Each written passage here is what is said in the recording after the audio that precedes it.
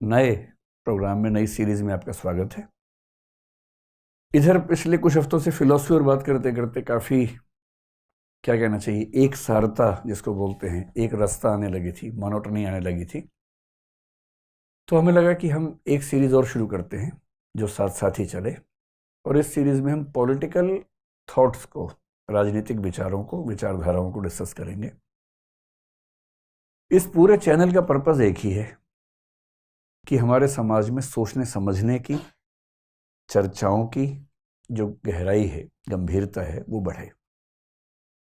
समाज का हर व्यक्ति जब किसी मुद्दे पर बात करे तो उसके बाद ठोस तथ्य हों, ठोस विचार हों, और दुनिया में क्या क्या सोचा गया, क्या क्या कहा गया, उसकी जानकारी हो।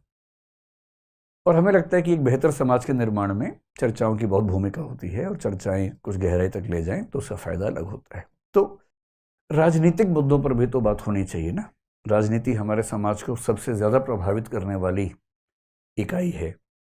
इसलिए हम राजनीति में हों ना हों, मतलब राजनीति में नहीं होना तो कोई विकल्प है ही नहीं, कम से कम एक वोटर तो हम हैं ही, और वोट करने के रूप में कम से कम राजनीतिक भूमिका निभानी ही है। तो क्यों ना हमारी राय सही तरीके से बने, बेहतर तरीके से बने। बहुत सारी विचारधाराएं हैं राजनीति में। सोशलिज्म यानी कि समाजवाद आपने सुना होगा, मार्क्सिज्म, मार्क्सवाद सुना होगा, लिबरलिज्म, उदारवाद का नाम सुना होगा, फेमिनिज्म, नारीवाद आजकल खूब चर्चाओं में रहता है। कुछ लोग नारीवाद और स्त्रीवाद में भी अंतर करते हैं कि नहीं, सही अनुवाद स्त्रीवाद है, नारीवाद नहीं है फेमिनिज्म का। एक अनार्किज्म या अराजकतावाद नाम की विचारधारा है। फासिज्म का नाम सुना होगा, फांसीवाद कहते हैं। ये सारे मुहावरे हमारी राजनीतिक भाषा में दिखाई पड़ते हैं। एक हद तक ये लेबल्स हैं, स्टिकर्स हैं, और लोग ये स्टिकर्स हाथ में लेके तैयार होते हैं कि अगर किसी के मुंह से कोई एक वाक्य निकला खास तरीके का तो उसके माथे पे चिपका देते हैं कि तुम फांसीवादी हो, तुम मार्क्सवादी हो, तुम ये वादी हो, तुम वो वादी हो। और गांधीवाद तो हम भूल गए, गांधीवाद भी तो है ही, गांधीज्म भी तो है ही। अम्बेडकरवाद, अम्बेडकरिज्म एक विचारधारा है। कुछ लोग कहते हैं कि मनुवाद या मनोइज्म, या उसका दूसरा नाम कुछ लोग ब्राह्मणवाद या ब्राह्मणिज्म कह देते हैं, वो भी एक विचारधारा है। ये सारी विचारधाराएं क्या हैं, इन सबको हम समझेंगे धीरे धीरे, बारी बारी। लेकिन इन सारी विचारधाराओं को समझने से पहले दो शब्द, एक शब्द है लेफ्ट जिसको हिंदी में कहते हैं वाम, एक है राइट जिसको बोलते हैं दक्षिण। तो लेफ्टिस्ट होना क्या है, राइटिस्ट होना क्या है, वामपंथी होना क्या है, दक्षिणपंथी होना क्या है, क्योंकि इस बेसिक क्लासिफिकेशन के अंदर बाकी विचारधाराएं आमतौर पर एडजस्ट की जाती हैं। जैसे मार्क्सवाद है, समाजवाद है, ये सब लेफ्ट की विचारधाराएं हैं। फांसीवाद है, नाजीवाद है, ये सब राइट की विचारधाराएं हैं। कुछ विचारधाराएं सेट नहीं हो पाती इसमें, वो दुविधा है। लेकिन मोटे तौर पर हम सभी विचारधाराओं को लेफ्ट और राइट के अंदर क्लासीफाई कर लेते हैं।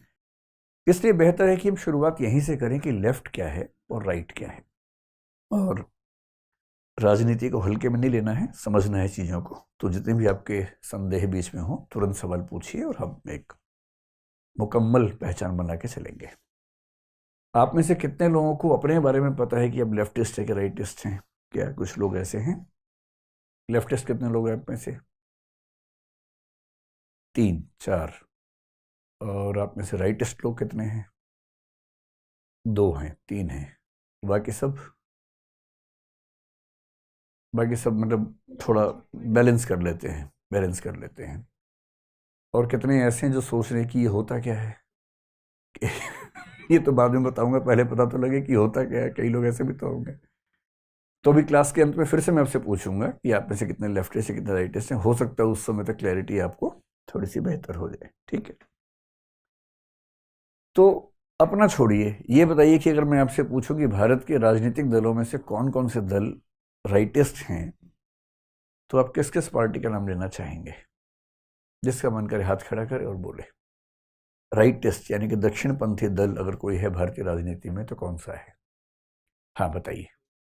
बीजेपी है, ठीक है। भारतीय जनता पार्टी ना। बीजेपी तो हो गया, एक तो हो गया। शिवसेना राइटिस्ट पार्टी है, ठीक है। और कोई?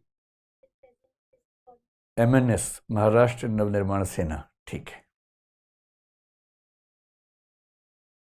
अच्छा, प्रेजेंट में जिसकी गवर्नमेंट होती है वो राइटिस्ट ही माना जाता है।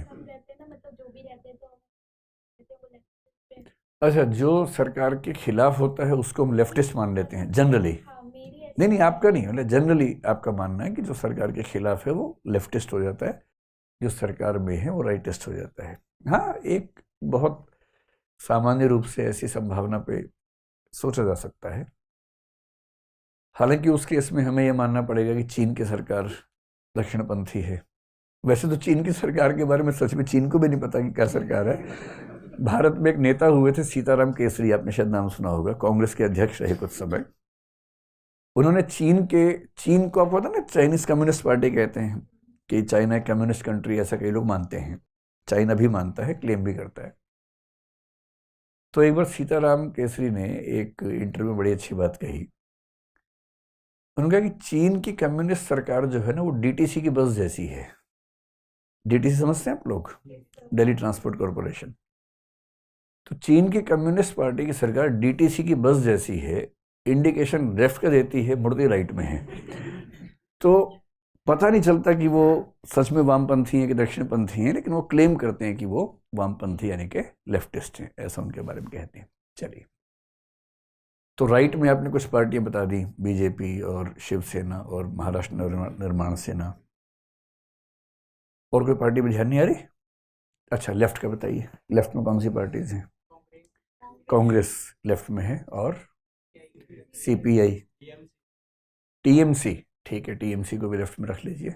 और मतलब जो जो मोदी के खिलाफ हैं वो सब लेफ्ट वाले हैं बेसिकली, और जो जो उनके समर्थन में वो सब राइट वाले हैं। तो फिर नीतीश कुमार कहाँ हैं? वो मतलब राइट में से लेफ्ट में चले गए, ऐसा लग रहा है। ठीक है, चलिए शुरू करते हैं, इसके पीछे की क्या कहानी है। देखिए, अगर हिस्टोरिकली इस चीज को देखें, हिस्टोरिकली तो मामला बहुत ही आसान सा है। और आसान सा ये मामला है कि 1789 में जब फ्रेंच रेवोल्यूशन का दौर चल रहा था, आपने सुना है फ्रांस में क्रांति हुई थी, जिसको इतिहास में बहुत महत्व मिलता है। उस फ्रेंच रिवॉल्यूशन में घटना घटी, बहुत छोटी सी घटना है, और बात सिर्फ उतनी सी थी जहां से ये बात शुरू हुई। लेकिन जब बात शुरू हो गई तो उसके बाद बात बहुत आगे बढ़ गई। बात ये थी कि नेशनल असेंबली की बैठक चल रही थी, और नेशनल असेंबली की बैठक में जो बीच में थे वो तो जो चेयरपर्सन थे, प्रेसिडेंट थे, या आप किंग मान लीजिए, वो थे। उस समय फ्रांस में माहौल ऐसा था कि उनके समर्थन और विरोध में तलवारें खिंची हुई थी। जब ऐसा माहौल होता तो जो एक तरफ के लोग हैं चाहते कि एक साथ में बैठें, गुटबाजी जो चरम पे होती है, घर तक में ऐसा होता है, परिवार तक में ऐसा होता है, तो वहां भी ऐसा होता था। तो राजा के दाईं तरफ वो सब लोग बैठे। मैं राजा की तरफ से देखूं तो इसको दायां, हम इधर से देखते हैं ना, इसको दायां मान लीजिए, राइट मान लीजिए, इसको लेफ्ट मान लीजिए। राजा के राइट साइड में वो सब लोग बैठे जो राजा के समर्थक थे, सपोर्टर्स थे। वो राजतंत्र के समर्थक थे। उनका मानना था कि ये जो मोनार्की है, राजसत्ता है, बनी रहे। लेफ्ट में वो सब लोग बैठे जो उस समय राजा के या राजतंत्र के विरोधी थे, और इनका मानना था कि अब राजतंत्र खत्म हो जाना चाहिए, अब रिपब्लिक सिस्टम, रिपब्लिकन सिस्टम यानी कि लोकतंत्र का सिस्टम शुरू होना चाहिए। रिपब्लिक का मोटा मोटा मतलब ऐसा लोकतंत्र जिसमें जो राज्य का प्रमुख है वो भी चुना जाता है। जैसे इंग्लैंड रिपब्लिक नहीं है, अमेरिका है, भारत है, क्योंकि हमारे यहाँ राष्ट्रपति, उनके यहाँ भी राष्ट्रपति अमेरिका में भी चुना जाता है। जबकि इंग्लैंड में आप देखेंगे कि जो किंग है वो किंग ही है। तो जहाँ हेड ऑफ स्टेट भी इलेक्टेड हो उसको बोलते हैं रिपब्लिकन सिस्टम, और फ्रांस में रिपब्लिकन सिस्टम की डिमांड उस समय होने लगी थी। तो मोटी सी बात यह हुई कि तब से बात चल पड़ी कि जो समर्थक लोग हैं वो राइटिस्ट हैं, और जो विरोधी लोग हैं वो लेफ्टिस्ट हैं। राजतंत्र के समर्थक राइट, विरोधी लेफ्ट। शायद इसी को ध्यान में रख के आपने ये बात कही कि जो सत्ता का समर्थक है वो राइटिस्ट है, जो सत्ता का विरोधी है वो लेफ्टिस्ट है। पर ये बात सिर्फ इतनी है नहीं। इसे अगर थोड़ा सा और आगे बढ़ाएं, ये जो विरोधी थे ये कौन लोग थे? आमतौर पर ये वो लोग थे जो आम लोग थे, जो कॉमनर्स थे, जिनको वहां की भाषा में थर्ड एस्टेट भी कह देते हैं, जो कॉमनर्स थे।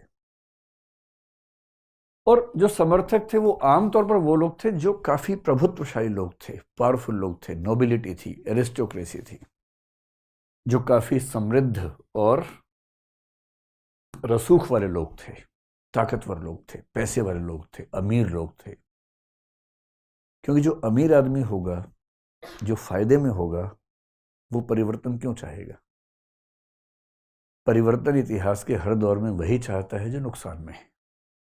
ये जिसको कम से कम इस बात का एहसास है कि मैं नुकसान में हूं, बेशक वो फायदे में हो, सारा खेल एहसास का है।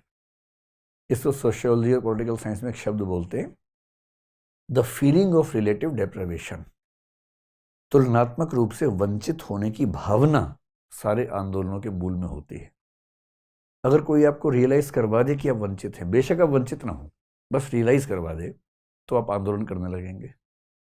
और यदि आपको रियलाइजेशन है कि आप फायदे में हैं, तो आप आंदोलन कभी नहीं करेंगे। एक सामान्य सी बात इतिहास में देखी जाती है।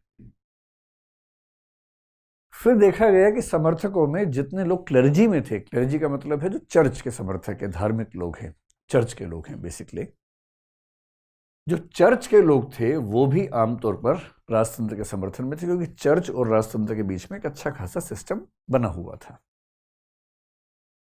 और जो विरोधी लोग थे उनको चर्च की सपोर्ट नहीं थी, तो हम कह सकते हैं कि चर्च की सपोर्ट इस तरफ प्रायः नहीं थी। तो हम कह सकते हैं कि धार्मिक लोग आमतौर पर समर्थकों में थे, जो धार्मिक नहीं थे या धर्म से दूर थे वो आमतौर पर विरोधियों में शामिल हो गए थे।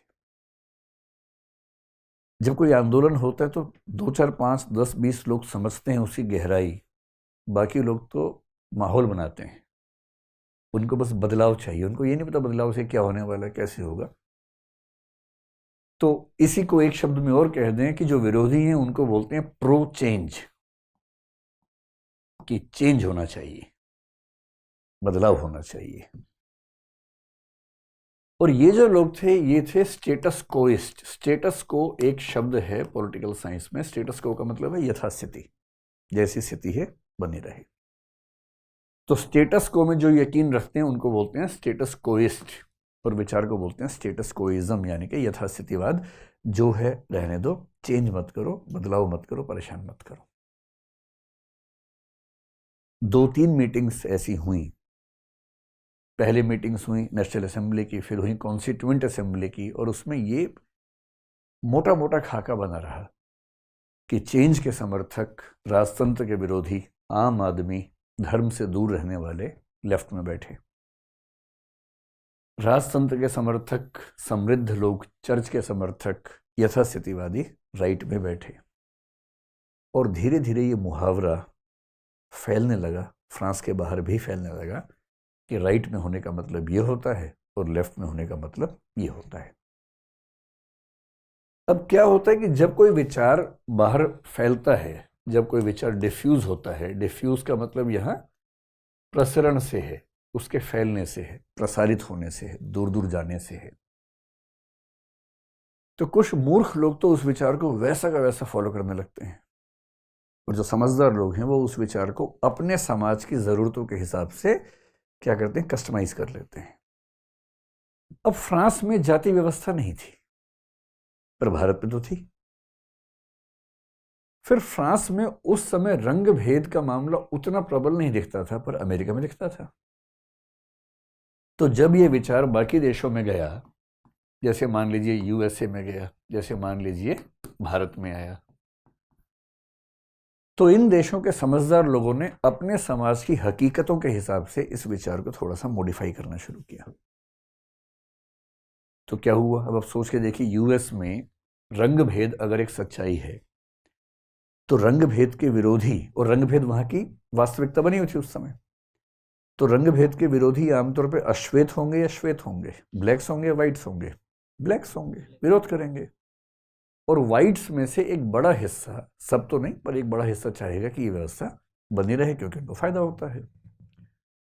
तो धीरे धीरे ऐसा दिखने लगा कि जो वहां के ब्लैक्स हैं वो लेफ्ट ओरिएंटेशन में जाने लगे, और जो व्हाइट्स हैं वो राइट ओरिएंटेशन में जाने लगे, क्योंकि बदलाव की भूख उनमें ज्यादा थी जो परेशान थे। सीधी सी बात है, तो हर जगह होगा। फिर अगर मैं 1860s की बात करूं, अमेरिका के दक्षिणी 7 राज्य जो उस समय अमेरिका से अलग हुए थे, गृह युद्ध हुआ था, सिविल वॉर हुआ था, दास प्रथा को लेकर हुआ था। दास प्रथा का समर्थन करने वाले राइट में होंगे और दास प्रथा का विरोध करने वाले लेफ्ट में होंगे, सीधी सी बात है ना। हर देश में ऐसा हुआ। जब बात भारत में आई तो भारत में भी ये हुआ, क्योंकि भारत में गरीबी अमीरी का अंतर जितना था उससे ज्यादा अंतर जाति के स्तर पर था, लिंग के स्तर पर था।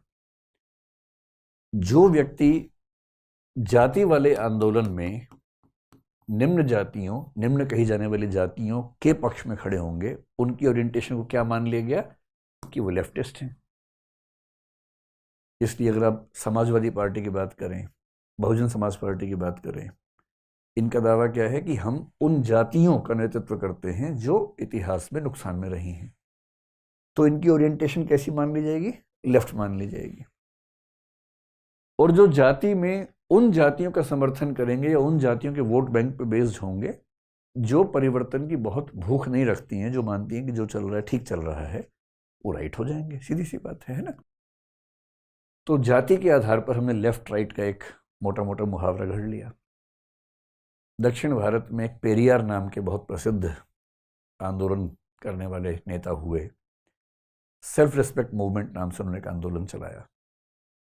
वो इतना महत्वपूर्ण आंदोलन है तमिलनाडु के इतिहास में, क्योंकि उन्हीं से द्रविड़ कजगम की शुरुआत हुई, जो आगे चलकर डीएमके और फिर एआईएडीएमके सब कुछ वहीं से डेवलप हुआ। कहते हैं कि उनके ऊपर सोवियत संघ की कम्युनिस्ट पार्टी के तौर तरीकों का प्रभाव वैचारिक स्तर पे आ गया था और लेफ्ट ओरिएंटेशन आ गई थी, जबकि वो तो जाति की बात कर रहे थे। फिर महाराष्ट्र में जाति विरुद्ध आंदोलन हुए, बहुत सारे हुए, ज्योतिबा फुले ने भी किया। लोगों ने माना कि ओरिएंटेशन लेफ्ट की माननी चाहिए। डॉक्टर अंबेडकर को लोगों ने लेफ्ट ओरिएंटेशन का व्यक्ति माना आगे चलकर, स्वाभाविक सी बात थी। फिर अमेरिका हो या भारत हो, दोनों जगह एक प्रश्न ये भी उठा कि जो महिलाएं हैं, महिलाएं जिस स्थिति में हैं सामान्यतः पुरुषों की तुलना में, वो स्थिति बराबरी की है, फायदे की है, नुकसान की है। तो इस पर एक सामान्य समझ है कि महिलाओं के अधिकार उतने नहीं हैं जितने पुरुषों के पास हैं। चाहे उस संपत्ति में देखें, चाहे नौकरियों में देखें, चाहे पार्लियामेंट में देखें, सिविल सर्विसेज में देखें, किसी भी पावरफुल पोजीशन पे देखें तो आप पाएंगे कि पुरुषों का अनुपात बहुत ज़्यादा है महिलाओं की तुलना में। और ये केवल भारत में नहीं है, ये दुनिया भर में दिखता है, हर जगह दिखता है। तो महिलाओं के अंदर भी डिमांड पैदा होने शुरू हुई। सबसे पहले यूरोप और अमेरिका में हुई, और तब डिमांड सिर्फ इतनी थी जिसको हम पहले दौर का फेमिनिज्म कहते हैं, फर्स्ट वेव फेमिनिज्म कहते हैं। सिर्फ इतना था कि भाई वोटिंग राइट्स हमको मिलने चाहिए। तो सफरेजिस्ट उस मूवमेंट को बोला गया। जब फेमिनिज्म पढ़ेंगे तो इसी कहानी समझेंगे पूरी। तो जब फेमिनिज्म शुरू हुआ तब कहा गया कि ये एक लेफ्ट मूवमेंट है, क्योंकि वो समाज में परिवर्तन चाह रहे थे, बदलाव चाह रहे थे। फिर सेकेंड वेव फेमिनिज्म हुआ, थर्ड वेव फेमिनिज्म हुआ, रेडिकल फेमिनिज्म हुआ, लिबरल फेमिनिज्म हुआ, बहुत बहुत तरह के फेमिनिज्म हुए। और मोटे तौर पर यह मान लिया गया कि जो फेमिनिज्म के पक्ष में खड़ा होगा वो लेफ्टिस्ट है, और जो फेमिनिज्म के खिलाफ खड़ा होगा, विरोध में खड़ा होगा, जो कहेगा कि ना जो चल रहा है चल रहा है, उसकी ओरिएंटेशन कौन सी है? राइट की ओरिएंटेशन है। इस तरह से ये मोटे मोटे खाके समाज के भीतर बनते गए। अब फेमिनिस्ट होना अगर लेफ्टिस्ट है तो अगला सवाल भी है, आगे चल के बात आएगी जो थर्ड जेंडर है उसका क्या करें भाई? उनकी स्थिति तो महिलाओं से भी खराब है। अब देखिए बड़ा पेचीदा मामला क्या होता है कि मान लीजिए कि फेमिनिस्ट मूवमेंट चल रहा है और कुछ लोग फेमिनिज्म के पक्ष में खड़े हैं, झंडा उठा रखा है। अचानक आपने उनसे पूछा कि भाई थर्ड जेंडर के पक्ष में आप क्या सोचते हैं, और वो अजीब सा चेहरा बना लें कि क्या गंदी बात करते हो यार तुम, हमारी पुरुष काफी है, क्या थर्ड जेंडर ले आते हो बीच में। अभी अजीब बात है। ये एक दृष्टिकोण से लेफ्टिस्ट हैं क्योंकि बदलाव चाह रहे हैं, लेकिन जो उनसे खराब स्थिति में है उसकी स्थिति न बदले ये भी चाह रहे हैं। एक ही व्यक्ति एक पर्सपेक्टिव से लेफ्टिस्ट हो गया, दूसरे पर्सपेक्टिव से राइटिस्ट हो गया। और जो कहे कि एलजीबीटी या विशेष रूप से थर्ड जेंडर को अपने हक मिलने चाहिए, सम्मान मिलना चाहिए, वो फेमिनिस्ट की तुलना में ज़्यादा लेफ्टिस्ट हो गया।